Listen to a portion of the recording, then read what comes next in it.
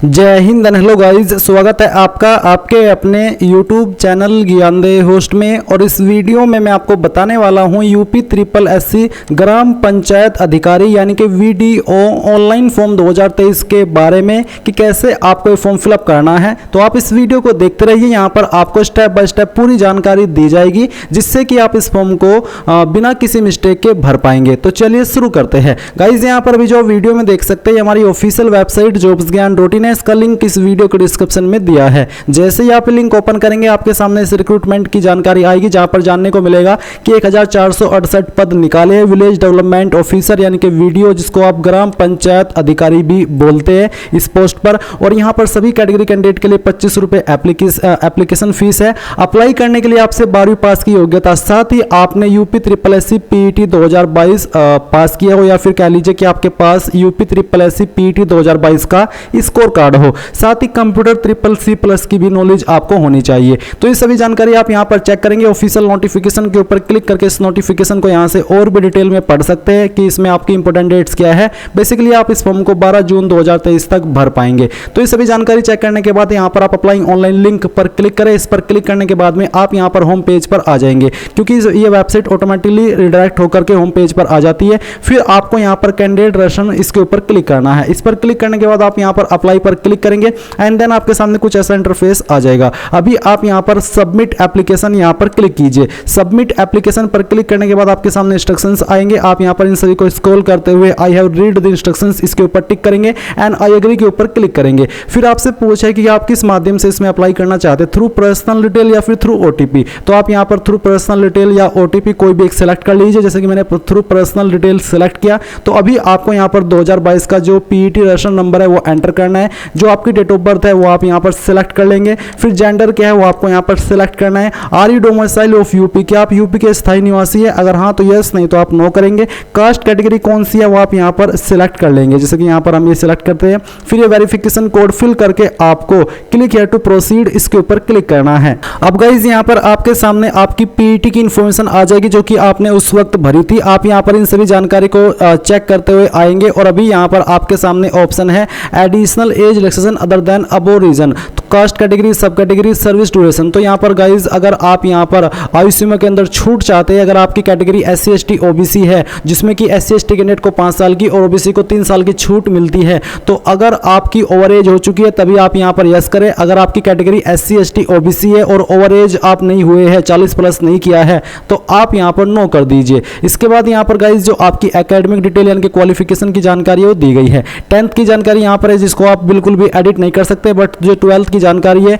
इसमें आप यहां पर जो आपका बोर्ड है वो आपको सिलेक्ट कर लेना है। जो भी आपका बोर्ड है इसमें से अगर आपका बोर्ड यहां पर नहीं है तो आप अदर बोर्ड भी सिलेक्ट कर सकते हैं। तो आपने यहां पर बोर्ड सिलेक्ट किया। बोर्ड सिलेक्ट करने के बाद में आप यहां पर ईयर ऑफ पासिंग के ऊपर क्लिक करके बताइए कि आपने किस साल के अंदर आपकी जो 12वीं है वो पास की है। फिर आपका 12वीं का रोल नंबर क्या है वो आप यहां पर एंटर करेंगे। नंबर आपके किसके अंदर है, परसेंटेज या फिर ग्रेड, वो आपको सिलेक्ट कर लेना है। ऑब्टेन्ड मार्क्स आपके कितने हैं वो आप यहां पर डालेंगे और टोटल मार्क्स आपके कितने हैं वो भी आप यहां पर इस तरह से एंटर कर दीजिएगा। ये एंटर करने के बाद में नाउ गाइज मैं आपको बताना चाहूँगा SK बुक्स रीजनिंग के बारे में, जो कि हिंदी और इंग्लिश दोनों के अंदर अवेलेबल है। और इस बुक को पब्लिश किया गया है Shri Krishnan publisher private limited, जो कि इंडिया की one of biggest book publication company है, जिसके द्वारा बेहतरीन बुक पब्लिश की जाती है, जहां पर आपको सभी जानकारी बहुत ही अच्छे से दी जाती है। एंड अगर मेनली बात करें इस बुक की, तो इस बुक के अंदर आपको क्या क्या देखने को मिलेगा वो आप लोग जान लीजिए। इसमें आपको वर्बल, नॉन वर्बल और लॉजिक का कंप्लीट और कॉम्प्रिहेंसिव कलेक्शन मिलेगा। साथ ही आपको टॉपिक वाइज प्रत्येक पॉइंट का इजी एक्सप्लेनेशन भी इस बुक के अंदर मिलेगा। इसके अलावा based on new competitive exam pattern यानी कि पूरे न्यू कॉम्पिटिटिव एग्जाम पैटर्न के साथ में ये बुक आपको मिलने वाली है। इसी के साथ with shortcut tricks and practice exercise, यानी कि शॉर्टकट ट्रिक्स भी इस बुक के अंदर होगी, प्रैक्टिस एक्सरसाइज भी इस बुक के अंदर होगी। तो ये एक आपकी बेस्ट बुक है आपकी रीजनिंग की प्रिपरेशन करने के लिए। चाहे आप किसी भी एग्जाम की रीजनिंग की प्रिपरेशन कर रहे हैं तो आप लोग इस बुक को परचेज कर सकते हैं। बाय करने का लिंक आपको वीडियो के डिस्क्रिप्शन में दिया है, चाहे हिंदी में बाय कर लीजिए या फिर इंग्लिश में। और कोई सवाल डाउट हो तो आप पूछ लीजिएगा। यहाँ पर नीचे आते हैं details of additional qualification for the post of gram panchayat अधिकारी। तो आपसे बोला कि इंटरमीडिएट एग्जामिनेशन, तो आप यहाँ पर इसमें यस कर दीजिए क्योंकि आपने 12वीं की है। इसके बाद में आप यहाँ पर फिर से बताएंगे कि आपने किस बोर्ड के द्वारा की है, तो आप यहाँ पर यूपी बोर्ड इस तरह से लिख दीजिएगा।